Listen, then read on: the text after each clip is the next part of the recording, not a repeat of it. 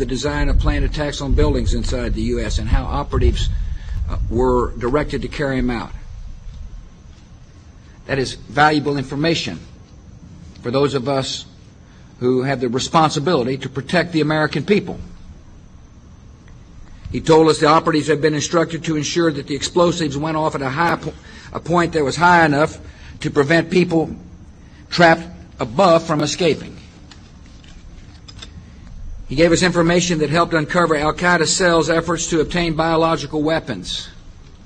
This is Building 7, a 47-story skyscraper that fell on the afternoon of September 11th. The government says that fire brought it down. However, 1,500 architects and engineers concluded it was a controlled demolition. Over 6,000 of my fellow service members have given their lives. And thousands of my fellow first responders are dying. I'm not a conspiracy theorist. I'm a structural engineer. I'm a New York City correction officer. I'm an Air Force pilot. I'm a father who lost his son. We're Americans, and we deserve... I lost my husband. My son. My uncle. My nephew. September 11th, 2001. Most people don't know a third tower fell that day. The government says fire brought it down. The collapse of World Trade Center 7 was primarily due to fires.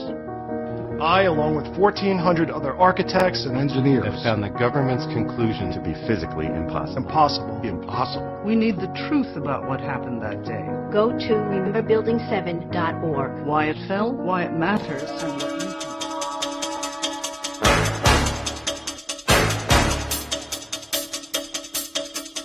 Warships are called HMCS, Her Majesty's Canadian Ship. And in Australia, they're called HMAS, Her Majesty's Australian Ship. Canada's National Police Force is called the Royal Canadian Mounted Police. All government contracts are between a company or individual and Her Majesty. Court summons are issued in the name of the Queen, and all public inquiries are called royal commissions. Commonwealth money carries the Queen's image worldwide as a reminder of her authority. The Queen is the lifetime hereditary head of state of Great Britain and her colonies and is unelected and unaccountable. It is against the law to advocate the abolition of the monarchy. After the Revolution, the French started calling her the Lady, but in English, the Queen is still the Queen. Move, I tell you. Originally, in India, Persia, and Arabia, she was male and weak. Check, Your Grace. But she changed sex in Europe in the Middle Ages and became the strongest of all chess pieces. I fear the Queen is powerless now. The Queen is never powerless. For example... What is the cost to British taxpayers to support the Queen and her blue blood entourage?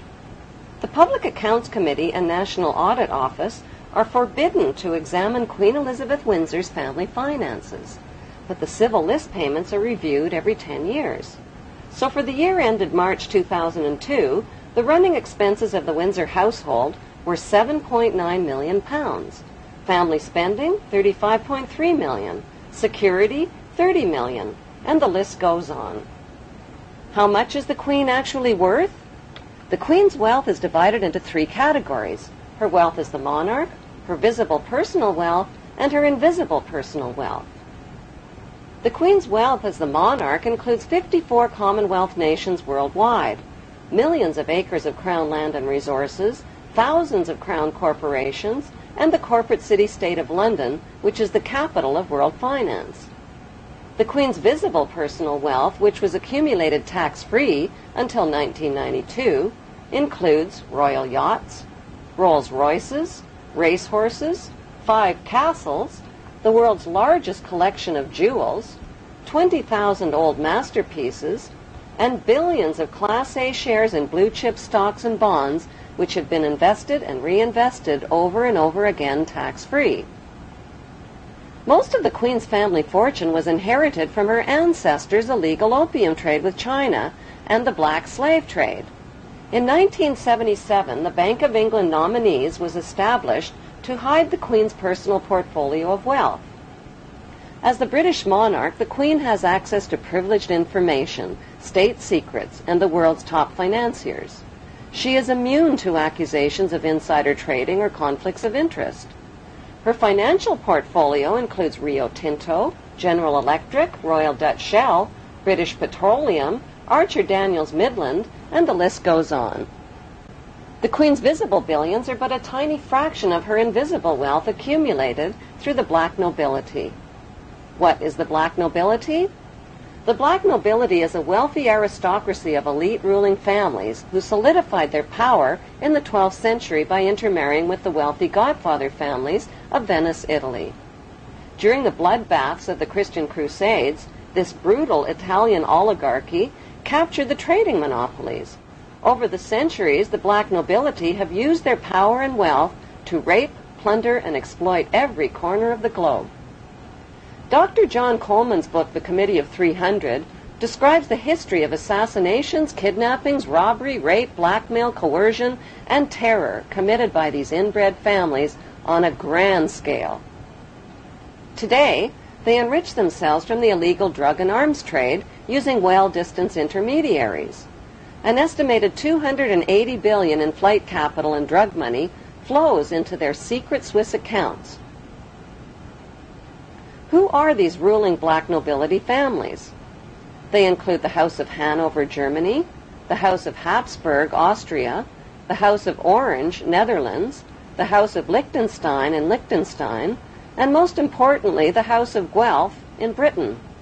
All of these family houses can be found on Queen Elizabeth II's family tree.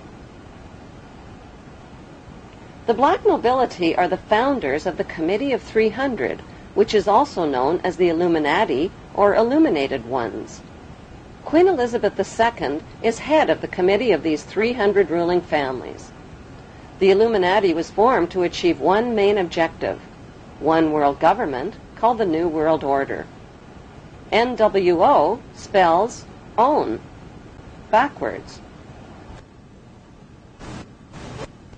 All of today's think tanks originate from the Committee of 300 and include the Round Table, the CFR Council on Foreign Relations, the United Nations, the Bilderbergs, the Club of Rome, the RIIA, and the Trilateral Commission founded by David Rockefeller.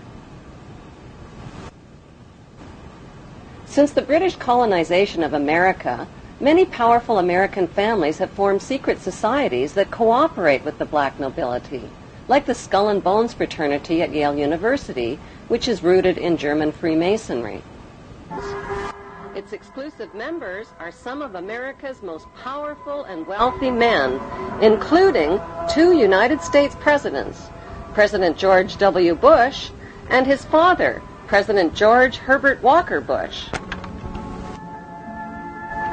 The Order of the Skull and Bones is located on the campus of Yale University. John Pogue is a Yale graduate and the producer of a Hollywood movie called Skulls, based on the chilling radiation night. Chosen members enter a windowless hall on campus where they strip naked and lay inside a coffin. During the rituals, they reveal their innermost secrets, including the intimate details of their sexual history. Senior bonesmen dressed in robes chant over the new member in a symbolic death and rebirth ceremony. Each new member takes a vow, swearing a lifetime commitment to the brotherhood, secretly known as the Brotherhood of Death. The crossed bones symbolize the right of new members to double-cross and use any means possible on their rise to power.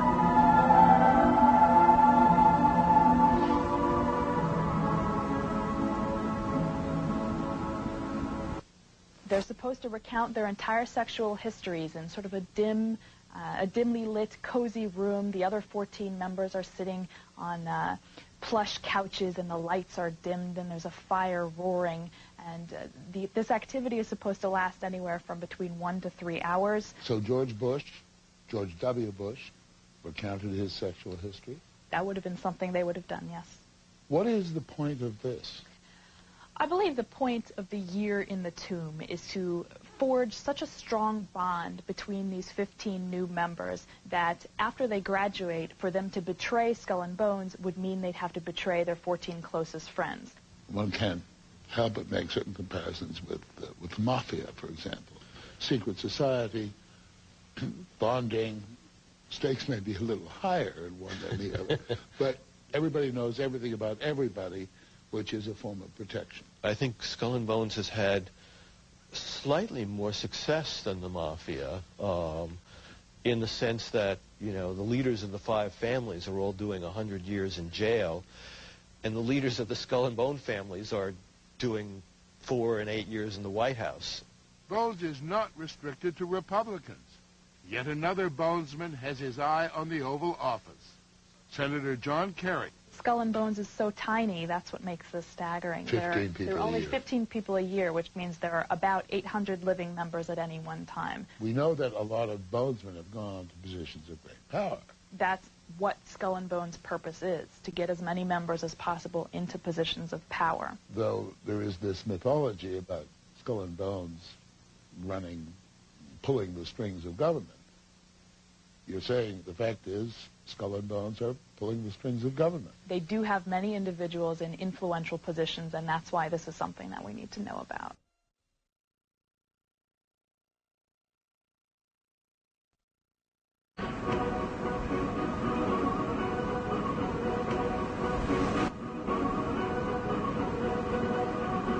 The New England Genealogy Society confirms that 19 U.S. presidents are descendants of King Edward III of England.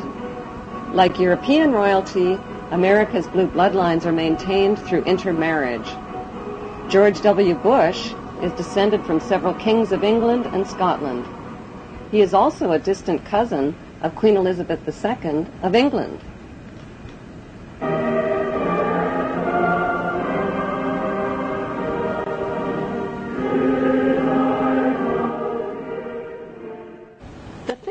Of the Committee of 300 have given birth to the Tavistock Institute, HARP, the RAND Corporation, Stanford Research Institute, and the Institute for Policy Studies, among others. One study group at the RAND Corporation specializes in predicting the timing and direction of thermonuclear war. These institutes and corporations are engaged in the secretive development of brainwashing and population control techniques, the mapping and patenting of human and animal DNA, and the genetic engineering of animal and plant life.